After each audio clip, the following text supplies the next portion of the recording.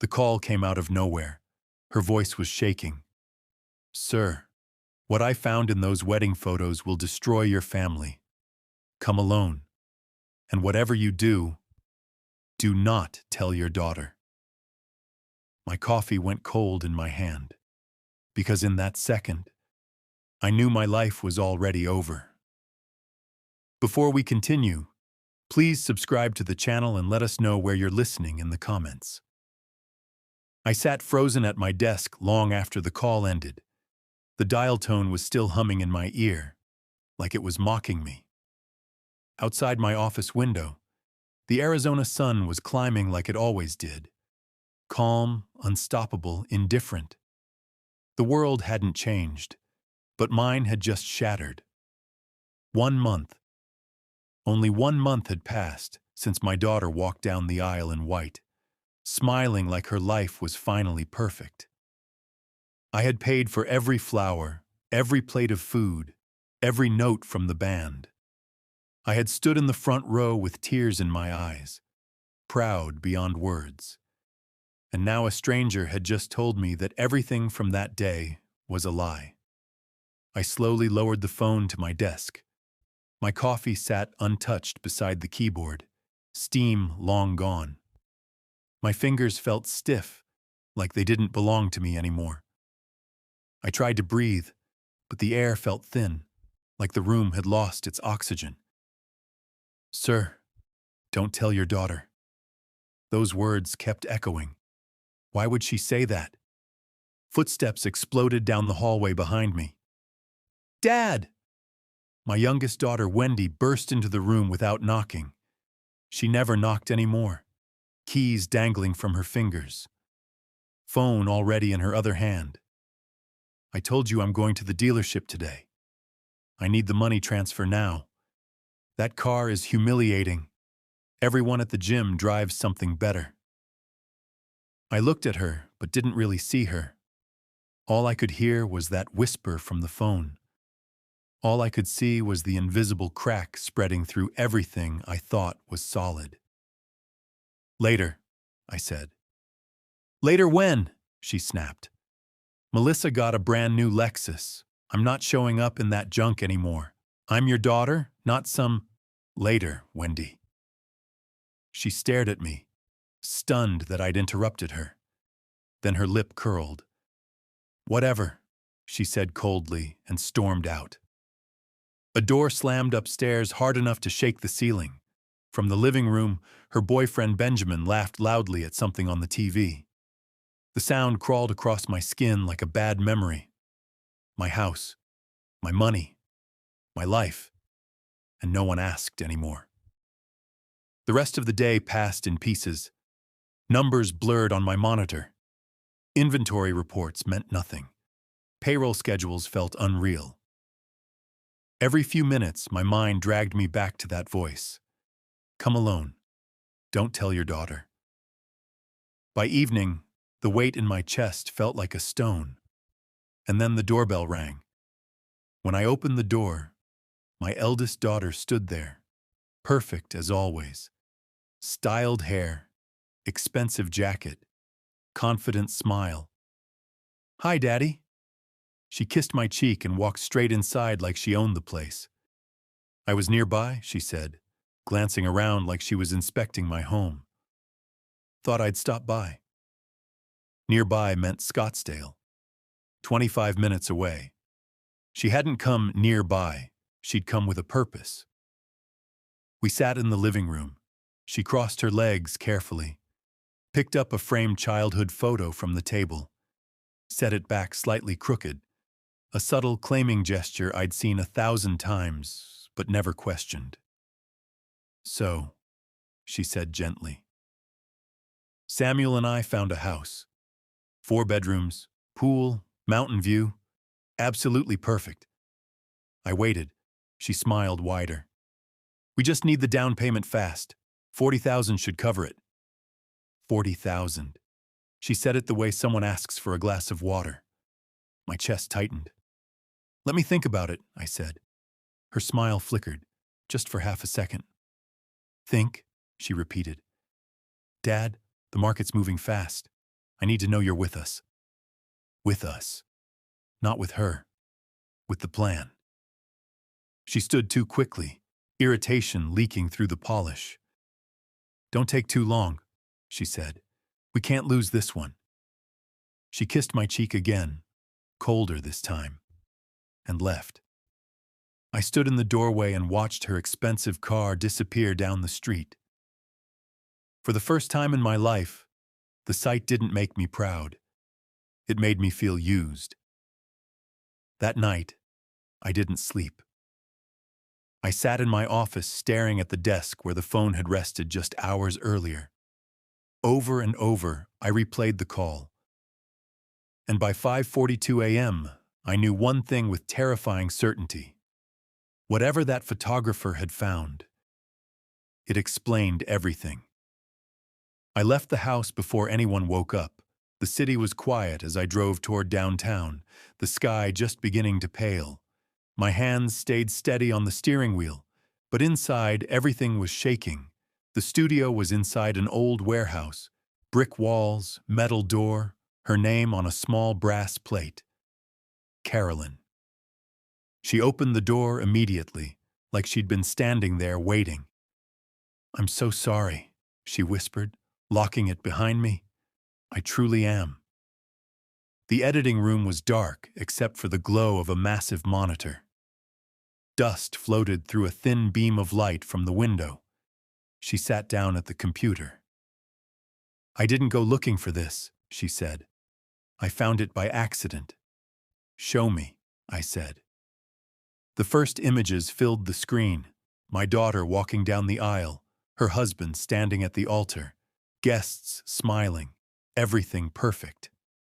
Then she clicked once more, and my world collapsed. There he was, my brand new son-in-law, still in his tuxedo, pressed against another woman on a quiet balcony, his hands in her hair, her mouth on his neck. Not my daughter.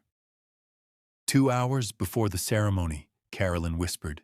"The data is verified. Time, location, everything." She clicked again. Another angle, another kiss, another truth. I felt my knees weaken. In one photo, the woman's left hand rested flat on his chest. She was wearing a wedding ring. I couldn't breathe. "This is just the beginning," Carolyn said quietly. And in that moment, I realized something terrifying. The wedding hadn't been the end of the betrayal. It was only the surface. The screen was still glowing with that last frozen image. My son-in-law's mouth on another woman's neck. When Carolyn slowly pushed a small black flash drive across the desk toward me. "Everything is on here," she said softly. "The full sequence. Metadata, timestamps, location verification. It's undeniable." I didn't touch it at first. I was afraid that if my hand moved, I would finally break. "How long?" my voice asked, though my body felt miles away from it. "I don't know," she said. But that wasn't a moment of hesitation. That was familiarity. Familiarity. I closed my eyes. 2 hours before the wedding. I had been standing in a garden surrounded by white flowers and proud friends, adjusting my tie with shaking hands, telling myself I was the luckiest father alive. 2 hours before the wedding, my daughter's future was already a lie. I finally took the flash drive. My fingers felt numb. "I'm sorry," Carolyn said again. This time I nodded. Then I stood up. And for a second, the room tilted sideways. The drive back home felt unreal, like I was watching someone else's life unfold through a windshield. Traffic lights turned green without meaning. Cars passed me without faces. Every few seconds, the image flashed in my mind again. The kiss, the ring, the timestamp. By the time I turned onto my street, my hands were shaking. I pulled into my driveway. The house looked exactly the same. Bright, calm, innocent, a liar's disguise. The front door opened before I even reached it.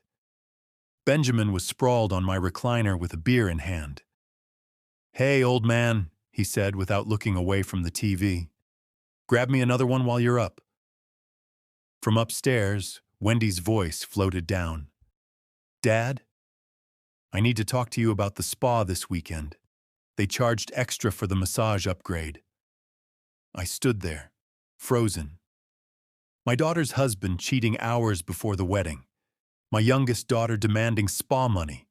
A grown man ordering me around in my own home. Something inside me finally cracked. Not loudly, not violently, just clean, like ice breaking under silent pressure. I didn't answer either of them. I walked straight past the living room and into my office, closed the door, locked it. For the first time in years, I locked my own door. That night, I didn't sleep. Around 2:11 a.m., I plugged the flash drive into my laptop. 8 images, each one worse than the last. Different angles, different moments, the same truth. Then I opened the wedding financial files. Venue, catering, music, photography, decor, $64,870.32. Paid in full by me. My daughter had insisted on one thing. "No registry, Dad. Cash only. We need flexibility." At the time, it sounded mature. Now it sounded calculated. I pulled out a notebook and started writing. Guest count, 197 estimated gift average, $200 to $300, expected total, $40,000 plus. Then I remembered something. My business partner, Marcus, had handed Samuel a check directly at the reception. $15,000. I'd watched Samuel fold it neatly and slip it into his inside pocket like he'd practiced the motion. I wrote the number down. Total gift estimate, $55,000 plus. I stared at the page. A wedding built to collect cash. A marriage built to dissolve. A father built to be drained. At 6:43 a.m., I finally slept. And at 8:09 a.m., reality finished waking me up. Wendy's voice drifted down the hallway. "Yeah, he's acting weird lately. But it's fine. We'll stretch this another few months. By then, he'll cave and buy us that condo just to get rid of us." I stood up slowly. Another voice came through Wendy's phone on speaker. My eldest daughter. "Perfect," she said. "I just have to keep the marriage game going 2 more months. Then I file. Half the wedding money is legally mine in Arizona. Samuel already agreed to a 60-40 split." My knees went weak. Wendy laughed. "And Sam's little girlfriend still doesn't know about the plan. That's the best part." My daughter replied calmly. "Just keep Dad distracted. Ask for something big, so my house down payment doesn't seem suspicious." I stepped back silently until my office wall caught my weight. My own daughters. Plotting, counting, timing my collapse. Easiest 45,000 I ever made. That was the moment revenge stopped being a fantasy and became a timeline. Within 1 hour, I was sitting across from an attorney named Robert Mackenzie. White hair, calm eyes. A man who'd seen wars fought with paperwork. I placed everything on his desk. The photos, the overheard conversation, the financial records, the handwritten notes shaking in my grip. When I finished, he leaned back slowly. "They're not your family anymore," he said. "They're your adversaries." "What do I do?" I asked. He spoke without hesitation. "You evict the ones in your house." My breath caught. "You place your entire estate into an irrevocable trust." My heart pounded. "And you remove your daughters as beneficiaries immediately." Silence filled the room. "Will they fight it?" I asked. "They'll scream," he said. "They'll threaten. They'll cry. They'll manipulate. But legally," he smiled grimly, "they won't win." By Friday afternoon, the eviction notices were printed. Official, stamped, final. That evening, Benjamin was explaining another business opportunity on my couch. 30 grand gets us in, he said confidently. You'd see returns inside a year, easy. I set 2 envelopes on the coffee table between them. What's this? Wendy asked. Your eviction notices, I replied. Silence crashed into the room. They opened them. Wendy's face drained white. Benjamin stood up so fast his chair tipped over. You've lost your mind, he said. This is our home. No, I said. This was my mistake. Wendy started crying on cue. Dad, how can you do this to your own daughter? Benjamin stepped toward me. You think you're untouchable? Everyone will know what kind of man you are. I looked at him calmly. You have 30 days. That night, chaos erupted behind my locked office door. Crying, shouting, threats. Then Wendy's voice again, trembling into her phone. She served papers on us. He's gone insane. We need to do something. My eldest daughter's voice answered through the speaker, sharp and controlled. Bring Samuel tomorrow. We'll handle this. I opened my laptop. The trust paperwork glowed on the screen. They thought the house was the battlefield.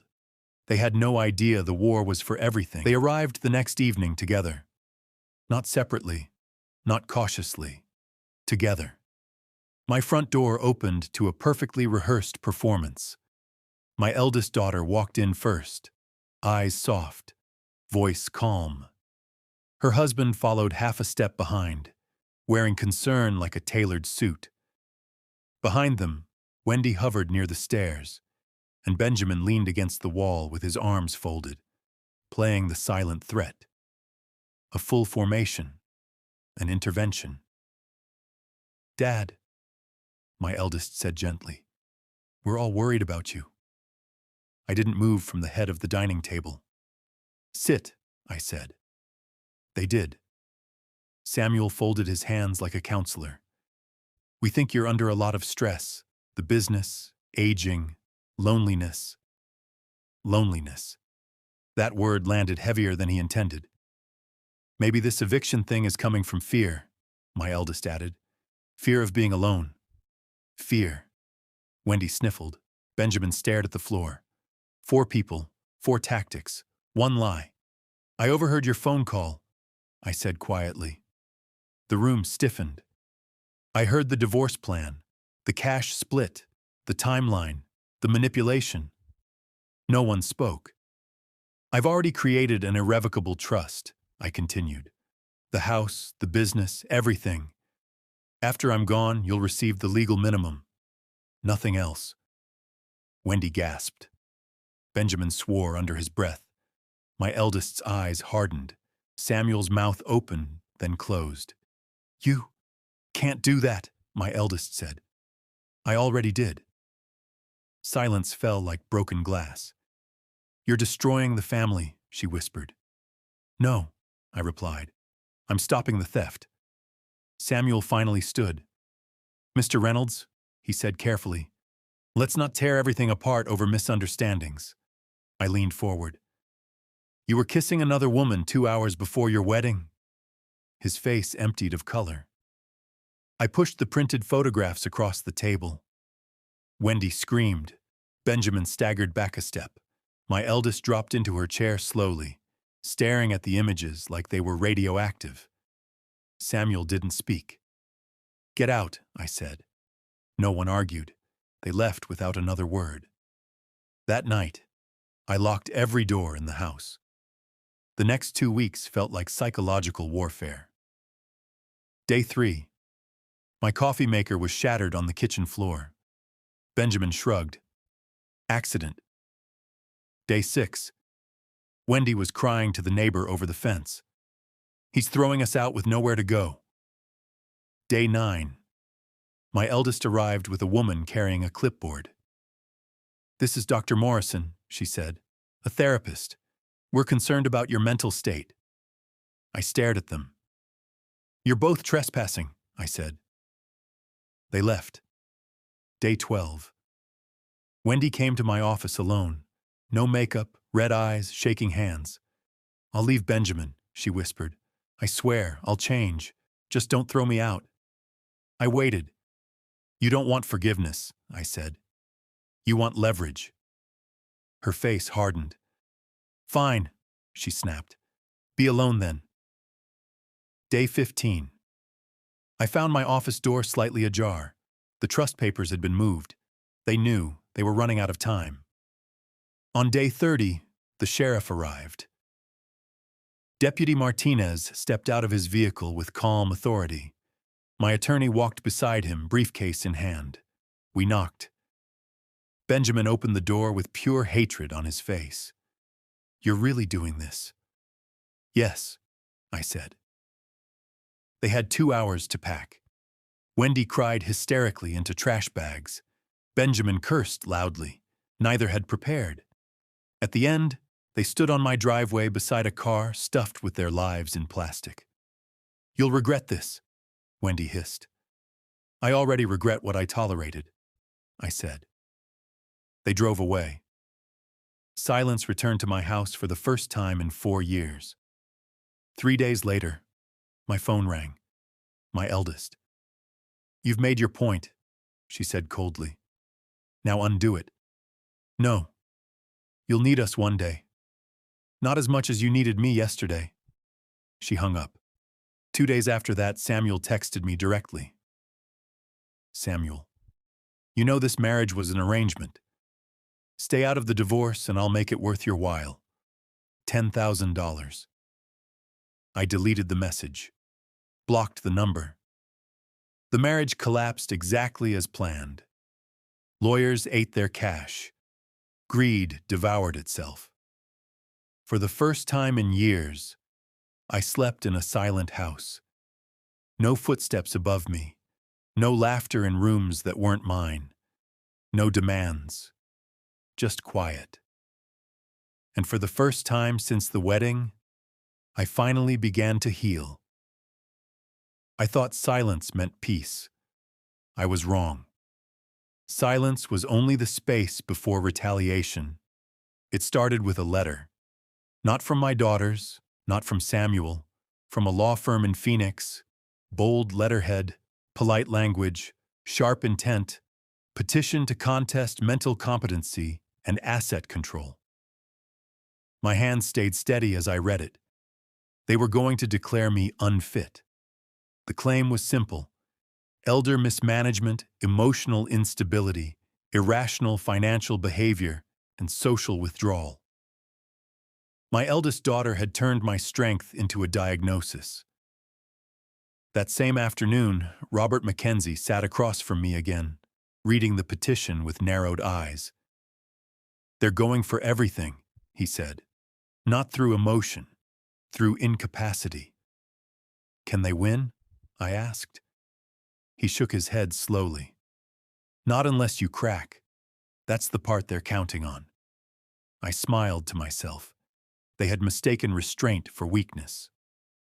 The next morning, 2 social workers arrived with a clipboard and rehearsed concern. "We just want to ask a few questions," one of them said gently. Robert stood beside me. "You'll be asking them to my attorney," he replied. They left empty-handed. That night, my phone rang again. Unknown number. "This is what you wanted, right?" Wendy's voice snapped through the speaker. "War?" "No," I replied. "I wanted honesty. You chose war." She laughed bitterly. "You think you've won? Mom's watching all of this." That name hit like a quiet blade. My ex-wife, gone from our lives for years, the original architect of emotional extraction. The next day, she appeared. Same posture, same cold eyes. "Look at what you did to them," she said, standing in my doorway like a judge. "Look at what they did to themselves," I replied. She scoffed. "You always did like control." "And you taught them how to steal," I said calmly. Her expression tightened. Neither of us smiled. Then came the mistakes. Greedy people always make them. My eldest tried to freeze one of my business accounts using old signature authority. The bank flagged it. Marcus called me personally. They tried to pull $92,000, he said. Failed. Now I had proof of criminal intent. Then Wendy tried to falsely report elder abuse. The investigator found no evidence and documented the attempt. Each lie collapsed under weight, one by one. 3 weeks later, the family court hearing arrived. They sat together on one side. I sat alone on the other. My daughters wouldn't look at me. Samuel stared straight ahead. Robert did the talking. Your Honor, this case is not about mental fitness. It is about financial revenge. He submitted. The recorded phone call, the wedding affair metadata, the cash manipulation timeline, the attempted bank theft, the false abuse report. By the end, my ex-wife's lips were trembling. The judge leaned forward. This petition is dismissed, she said firmly, and the court is referring this matter for further investigation into attempted financial exploitation. Panic spread through their row like a visible disease. My eldest finally glanced at me. Fear had replaced confidence. Samuel was the first to fall. The girlfriend he'd hidden. She found out about the marriage arrangement and sued both of them. She had messages, voicemails, proof. The settlement erased every dollar of wedding profit. Then his business deal collapsed under investigation for fraud. Within 2 months, he was broke, divorced, and unemployed. Wendy lasted slightly longer. Benjamin cleaned out what little savings she had left. Left town, left debt, left nothing. She showed up at my office with shaking hands. I just need a place to stay, she whispered. I looked at her for a long time. You already had that, I said. She left crying. And then, my eldest, she fought longest, filed appeals, spread rumors, tried to poison my reputation with clients. But truth ages better than lies. Her credit collapsed. Her house deal failed. Friends disappeared when the money stopped flowing. One rainy afternoon, she stood across from me in my office. Mascara streaked down her face. You planned all of this, she said. No, I replied softly. You planned it. I survived it. She stared at me for a long time. Then she broke. She didn't cry loudly. That was the strangest part. My eldest daughter just stood there in my office, shoulders slumped, breath shallow, like a person whose lungs had finally accepted there was no more air coming. The rain streaked down the glass behind her, blurring the city into gray lines that looked like prison bars. I didn't think you'd really go through with it, she said. With what? I asked. With watching us lose everything. I leaned back in my chair. You executed the plan, I said quietly. I just declined to die from it. Her jaw tightened. We're your daughters. No, I said. You were my daughters. Then you became my predators. The word hit her harder than shouting ever could. She sank into the chair across from me. I was scared, she whispered. I didn't want to be poor again. You were never poor, I said. You were surrounded by wealth you mistook for entitlement. Silence swallowed the room. She stood without another word and walked out. That was the last time I ever saw her in my office. The investigations didn't end with the court dismissal. The bank attempt triggered a full financial review. The false elder abuse report turned into a criminal record for fraudulent filing. The recorded call between my daughters became evidence of conspiracy to exploit. Cases moved slowly, but they moved. One by one, consequences matured. Not violently, not loudly, but permanently. Samuel tried to disappear. He failed. The fraud investigation connected him to 3 other manipulated marriage financial schemes. Different states, same pattern. He took a plea deal, 8 years. The woman he'd kissed on the balcony testified calmly. No anger, no revenge, just truth. Benjamin was arrested 6 months later in Nevada on racketeering charges linked to his so-called investment opportunities. Wendy was listed as a cooperating witness.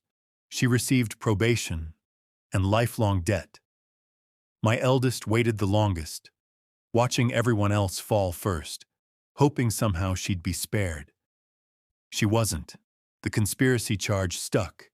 The financial exploitation attempt stuck. And the stolen signature authority attempt carried federal consequences. She was sentenced 18 months later. Minimal time, maximum exposure. Her reputation collapsed faster than her freedom. The house stayed silent, not empty, peaceful. For the first time in my adult life, I wasn't waiting for the next demand. I wasn't scanning for manipulation. I wasn't bracing for betrayal. I was just living. 1 year after the wedding, I returned to the same venue alone, not for revenge, for closure. The garden was quiet, the same roses, the same arch, the same sky. I sat on the same bench where I'd waited for the ceremony to begin, and for the first time, I didn't feel anger.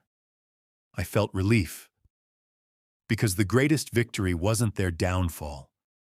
It was my survival. Sometimes the deepest betrayal doesn't come from enemies. It comes from the hands you once held with love. And sometimes, choosing yourself feels like cruelty. Until you realize it was the only way to live. Boundaries aren't the death of family. They are the birth of self-respect. If you like this story, please like this video, subscribe to the channel, and share your impressions of this story in the comments. To listen to the next story, click on the box on the left. Thank you for watching.